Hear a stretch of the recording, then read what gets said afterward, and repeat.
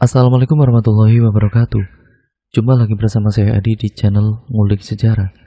Pada video kali ini saya akan kembali lagi membacakan suatu kisah misteri yang kali ini berjudul Tubuh Bapakku, Tempat Persinggahan Jin. Cerita pada kali ini ditulis oleh Mbak Nafila. Nantinya kalian juga bisa mengunjungi thread beliau secara langsung ya teman-teman. Yuk daripada kita lama-lama, kita langsung saja menuju ke ceritanya. Bagaimana ceritanya? Mari kita simak ceritanya baik-baik. Persiapkan diri kalian.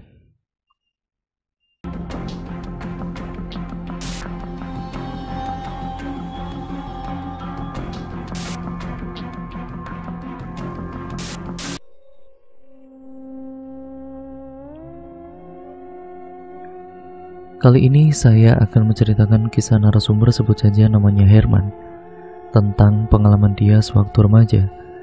Sewaktu orang tuanya ini mengalami kesurupan yang dimana dia itu benar-benar tidak menyangka kalau ternyata orang yang bisa mengobati bapaknya itu adalah orang terdekatnya sendiri yang tidak dipercayainya. Awal ceritanya, Herman ini punya orang tua laki-laki sebut saja namanya Pak Naryo. Herman yang mendapati bapaknya ini mengalami suatu kejadian yaitu kesurupan sewaktu pulang dari makam. Keduanya ini sampai di rumah itu habis maghrib.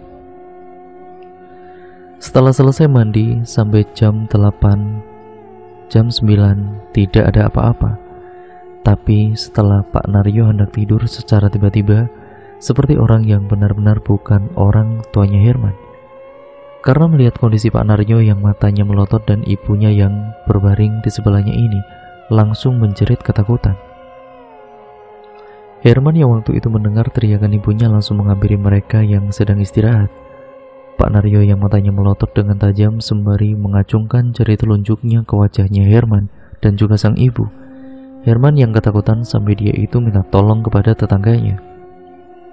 Tolong, tolong, tolong.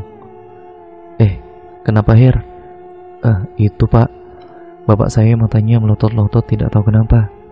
Setelah beberapa tetangga melihat kondisi Pak Naryo yang sedang mengamuk. Jam 9:30 malam, para tetangga datang dan salah satunya itu ada adik sepupunya yang kebetulan lewat di depan rumahnya. Tetangganya semua berusaha membantu menenangkan dengan cara menggenggam, memegang tangannya, memegangi kakinya sampai mengunci bagian tubuh Pak Naryo. Tapi 6 orang yang memegang tubuh Pak Naryo itu semuanya terpental. Seakan-akan tenaganya itu melebihi dari 6 orang yang memegang tubuhnya. Tetangganya berusaha menenangkan sampai beberapa kali sampai tetangganya ada yang membacakan doa. Doa yang dibacakan itu justru malah sebaliknya dilakukan oleh Pak Naryo. Saya sudah hafal doa itu. Teruskan. Pak Naryo yang mendengar kalimat-kalimat ayat suci Al-Quran dari mulai surat Al-Ikhlas, Al-Falaq, dan ayat kursi. Pak Naryo, dia itu malah mengikuti apa yang dibacakan oleh tetangganya itu, sampai semua itu bingung. Loh, kok aneh gini? Kesurupan atau bagaimana? Sampai jam 1 malam kondisi Pak Naryo yang sudah dirasuki oleh sosok gaib ini, Herman menanyakan kepada sepupunya, bapak saya kenapa? Kok seperti itu sampai kayak gini gak bisa tenang? Maaf Her, saya tidak tahu apa-apa. Sampai jam 1 dini hari, Pak Naryo akhirnya jatuh pingsan. Para tetangga pun memutuskan untuk kembali ke rumah karena sudah sangat lelah menangani Pak Naryo.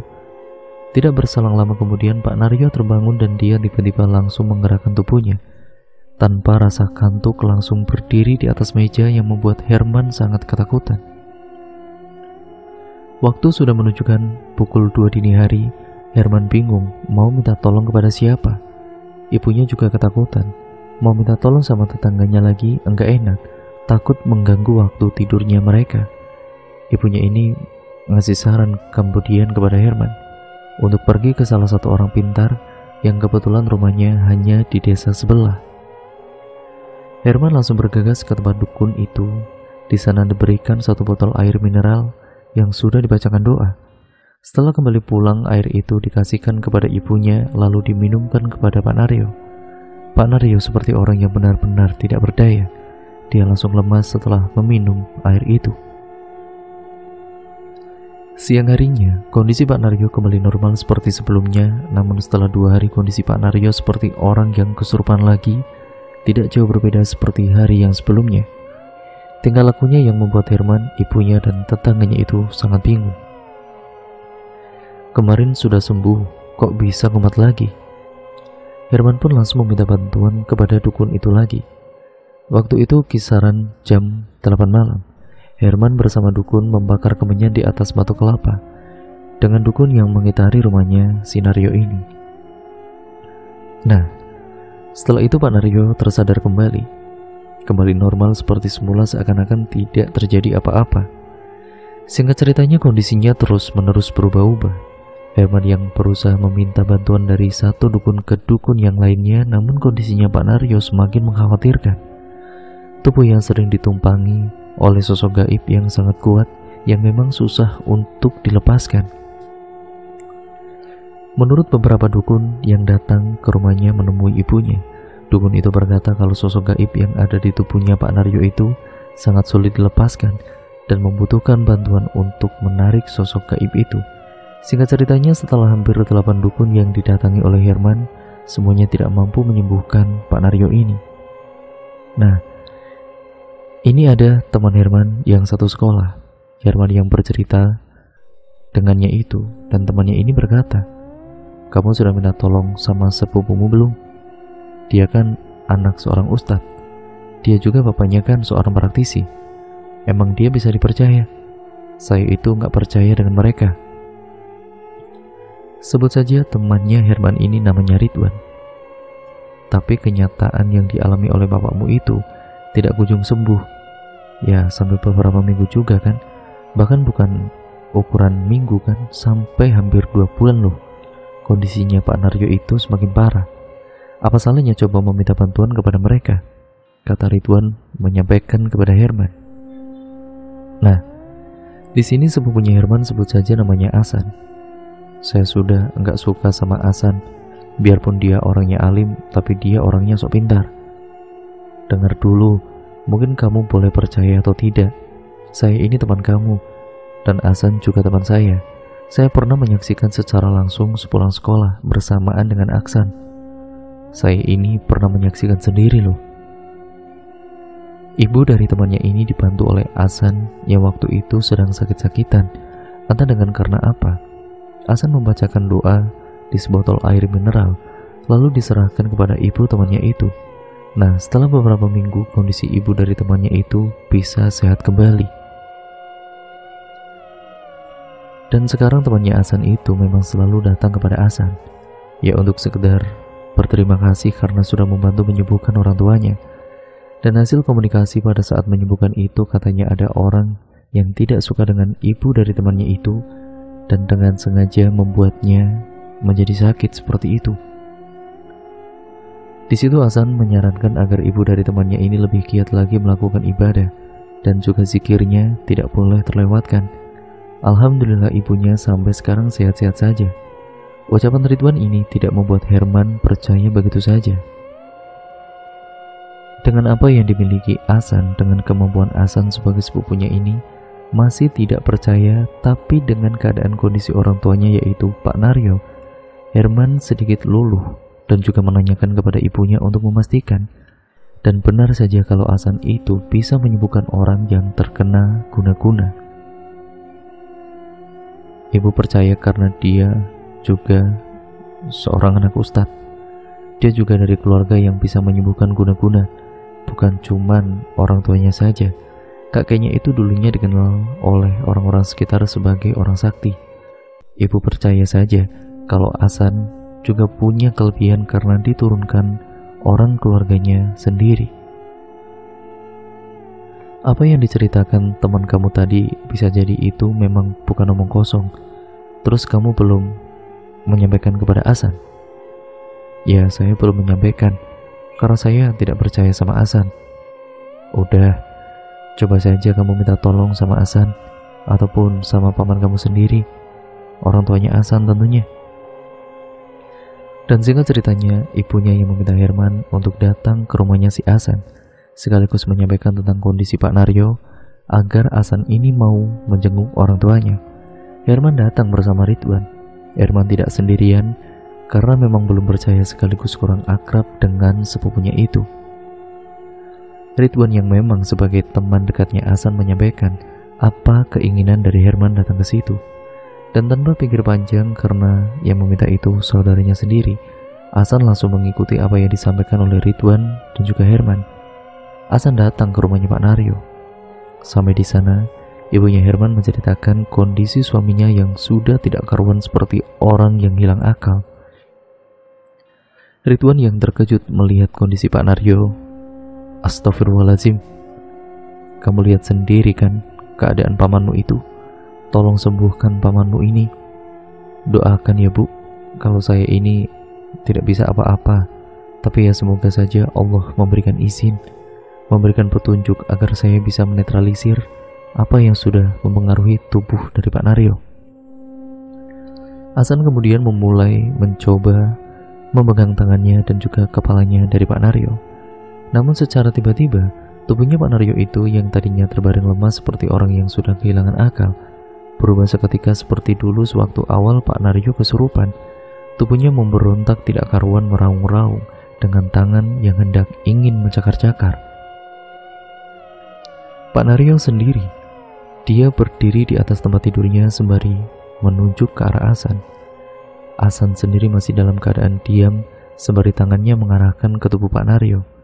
Reaksi dari tubuhnya Pak Naryo yang ingin menghantam Hasan, tapi saat hendak memukul itu seketika tubuhnya Pak Naryo terjatuh. Hasan yang bersila duduk berdiri dengan membacakan ayat kursi yang didengar oleh Herman dan juga ibunya. Ayat kursi yang dibaca beberapa kali, tubuhnya Pak Naryo seketika terdiam dan langsung lemas jatuh pingsan. Setelah kondisi Pak Naryo yang tidak sadarkan diri, Hasan kemudian memulai menetralisir tubuhnya Pak Naryo dari ujung kepala sampai ujung kakinya. Tapi saat dirinya mencoba mengetahui apa yang sebenarnya ada di dalam tubuhnya Pak Naryo, Hasan sontak saja terkejut. Astagfirullah, sosok gaib yang masuk ke tubuh Pak Naryo bukan cuma satu saja. Semua itu disebabkan karena Herman yang datang ke dukun. Tidak hanya satu dukun saja, tapi sampai 8 dukun yang didatangi oleh Herman. Ini yang membuat kondisi Pak Naryo sering kerasukan secara tiba-tiba. Tubuhnya Pak Naryo yang dijadikan sarang atau rumah dari jin yang dikirimkan oleh dukun itu untuk bertarung melawan sosok yang menunggu tubuhnya Pak Naryo. Ibunya pun sampai terkejut mendengar apa yang disampaikan oleh Hasan. Dirinya ini tidak menyangka apa yang disarankannya itu malah semakin berdampak bagi suaminya sendiri. Bantuan dari dukun bukannya menyembuhkan tapi berakibat fatal pada kala itu. Tubuhnya Pak Naryo yang diraungi oleh bangsa jin. Setiap harinya Pak Naryo yang terdiam, namun tiba-tiba kesetanan dan berakhir jatuh pingsan. Setiap hari dapat dipastikan akan seperti itu. Singkat ceritanya, setelah kejadian itu, Hasan meminta tolong sama ibunya Herman, termasuk Herman juga untuk melakukan sholat fardu untuk memperbaiki sholatnya, untuk memperbanyak sunnah-sunnahnya, sekaligus memperbanyak zikir dan meminta agar barokah doanya. Itu kemudian dikhususkan untuk Pak Naryo dan itu dilakukan secara terus-menerus karena kondisinya Pak Naryo sudah menjadi rumah bagi para demit yang membuat Hasan tidak mudah untuk langsung mengeluarkan semuanya dari tubuh Pak Naryo.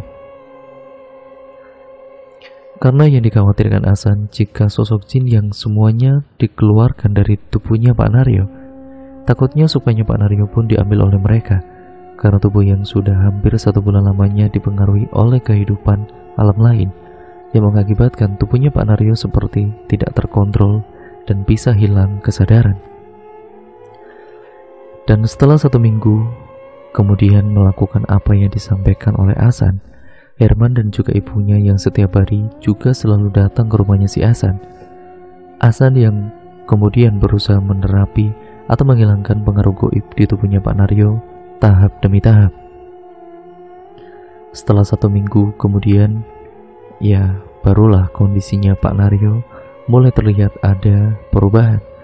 Dia mulai mengingat siapa istrinya, dia mulai mengingat siapa dirinya, membuat ibunya Herman ini percaya kalau suaminya itu benar-benar sudah sembuh, tapi tidak untuk Herman.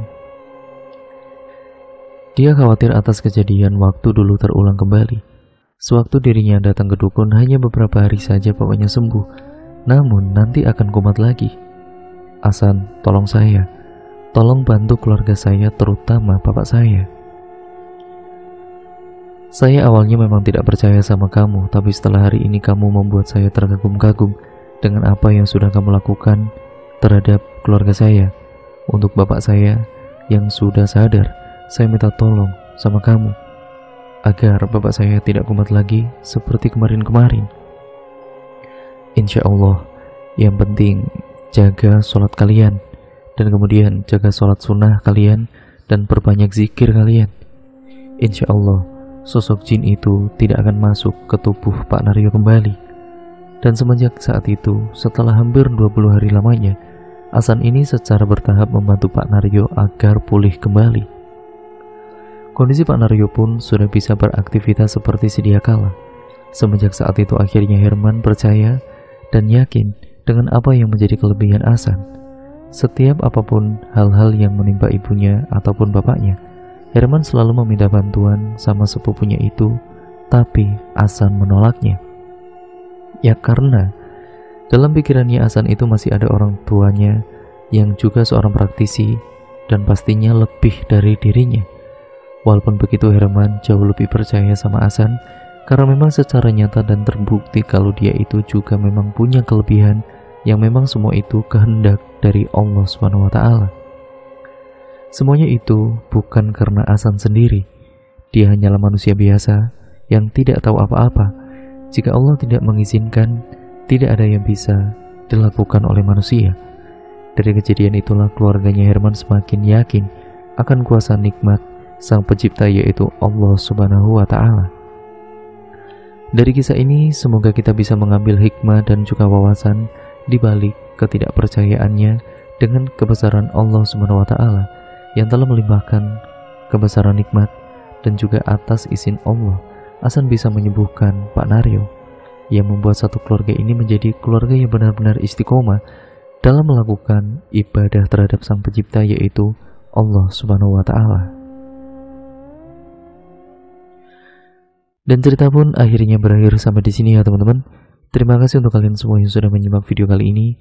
Semoga kalian terhibur, dan mohon maaf kurang lebihnya seperti itu apabila banyak kesalahan kata yang mungkin saya ucapkan, ataupun narasi saya yang mungkin kurang jelas dalam membawakan cerita pada kali ini, ataupun ceritanya mungkin sedikit agak membingungkan.